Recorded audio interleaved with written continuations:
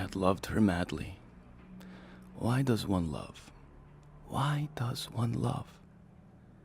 How queer it is to see only one being in the world, to have only one thought in one's mind, only one desire in the heart, and only one name on the lips.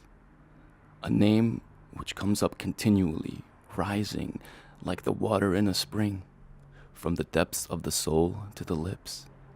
A name which one repeats over and over again, which one whispers ceaselessly everywhere, like a prayer. I am going to tell you our story, for love only has one, which is always the same. I met her and loved her. That is all.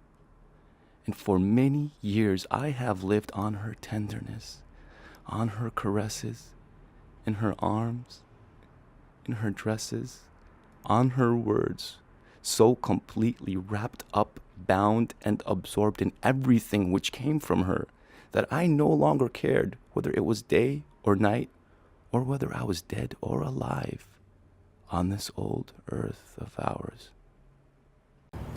Rest in peace, my friend.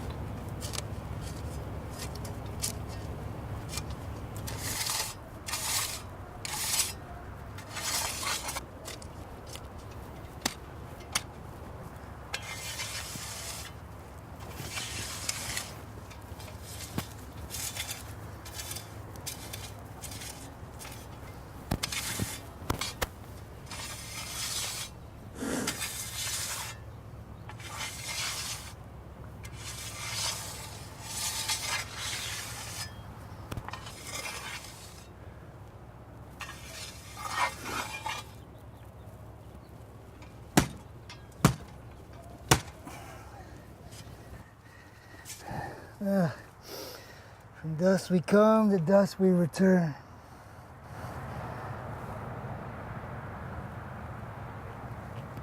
I wouldn't return to the cemetery if I was you. What are you talking about? At the end, we become what we fear.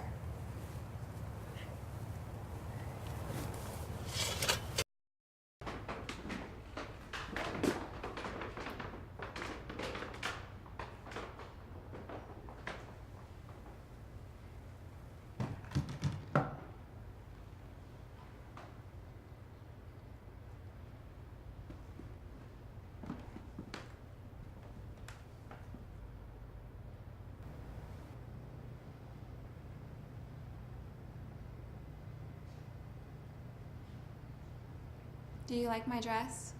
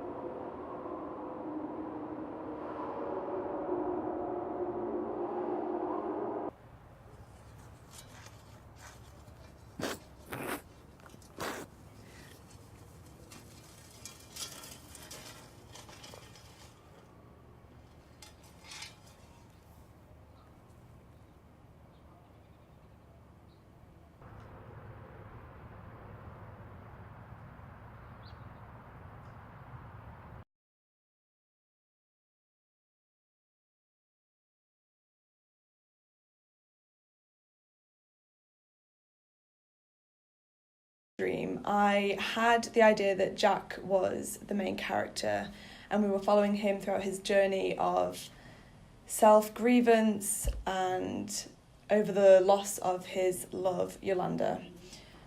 Throughout the story, he wanted to sort of run away from the truth in a way, and he shows this through a number of examples, which eventually end in him coming face to face with the eventual truth that she has died, and this is shown in the last scene. In scene 1, I wanted to focus on the emotion in particular. We studied the rule of 6, and I wanted to apply the rule of 6 particularly throughout this scene. Emotion accounts for 51% of the overall shot according to Walter Murch's rule of 6, and I wanted to demonstrate this through the use of flashbacks in the first scene. I used a range of shots which were integrated in between shots of Jack actually writing the letter, and I inserted the monologue over the top as well, so the audience could follow along with what he was saying as the flashbacks were also being shown on screen. I wanted to use the flashbacks as well to help the audience see into Jack's mind and to experience the remorse and pain as he was through seeing his memories as well. The rhythm as well, I was quite interested in developing in this scene. Rhythm is also part of rule of 6, and although it isn't as important as emotion, I did want the rhythm to flow sort of as he wrote. So when the shots cut away to him writing, it was his memories cutting away, sort of his pause of thought as well. In scene 11, so that's the next one that I had to cut to, Jax initially feels grievance, which is shown through the shots of him placing the rose on the grave, which symbolises remorse and love. Cutaways to the gravedigger created a feeling of unease, which I wanted to contrast with the initial upset and grievance that Jack was feeling as Yolanda was being buried. I wanted it to have that sort of change in emotion and sort of theme as well, because I thought it would be interesting for the audience to see how the narrative was being developed and where it could go.